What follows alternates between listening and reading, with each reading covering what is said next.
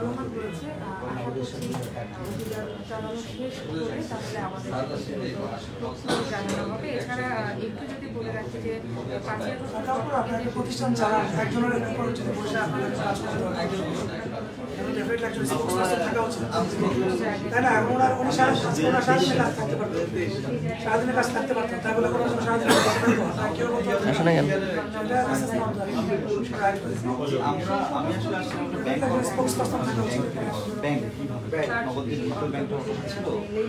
আমি ব্যাংকে ছিলাম, পরে ব্যাংকের ওটার জন্য তো ওইটাতে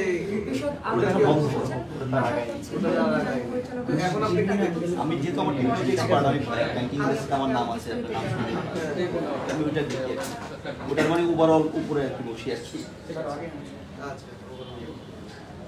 টেকনোলজি টেকনোলজি দেখতাম আমি স্ট্র্যাটেজিটা দেখি।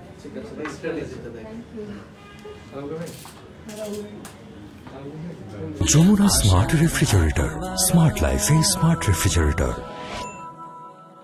মানে আমরা যখন একটা সরকারি প্রতিষ্ঠান বলি, ধরেন সোনালী ব্যাংক বা রূপালী ব্যাংক, তখন হচ্ছে মানুষের যে পার্সপেক্টিভটা, এখানে মানুষের আস্থা জন্মাচ্ছে। আমরা যেটা দেখতে যাচ্ছি যে আসলে আস্থার জায়গাটা কোথায়। আমরা যে এতদিন বললাম মানে সরকারি নগদ হচ্ছে সরকারি প্রতিষ্ঠান, সেই জায়গাটা স্ট্র্যাটেজি ছিল কিনা যে মানুষের ভিতরে বিচরণের জন্য, এই 18 কোটি মানুষের দেশে 18 কোটি মানুষের কাছে পৌঁছানোর জন্য এটা কি স্ট্র্যাটেজি ছিল? না, দেখেন এই জিনিসটা আসলে স্ট্র্যাটেজি, হ্যাঁ না বিজনেস স্ট্র্যাটেজি, এক্স্যাক্টলি এটা হচ্ছে একটা বিজনেস স্ট্র্যাটেজি ছিল।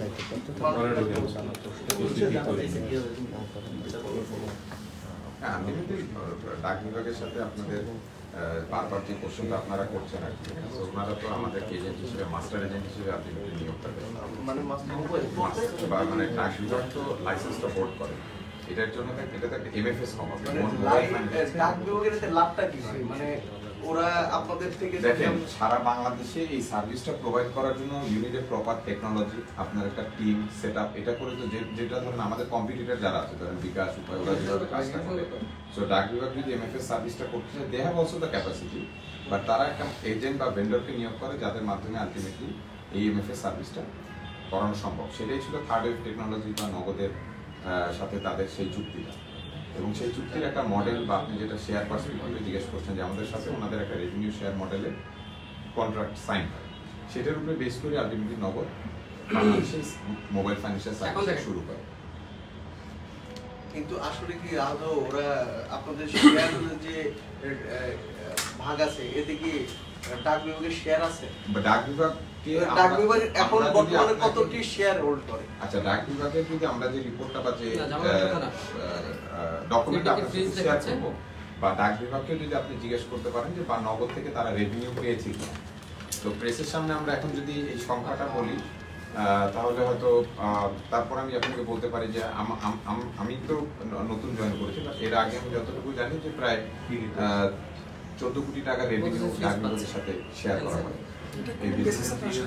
এইটা ওদের সাথে আমাদের একটা পার্সেন্টেজ শেয়ার মডেল আছে, যে রেভিনিউটা 20% এগ্রিমেন্টে আছে, এটা ছিল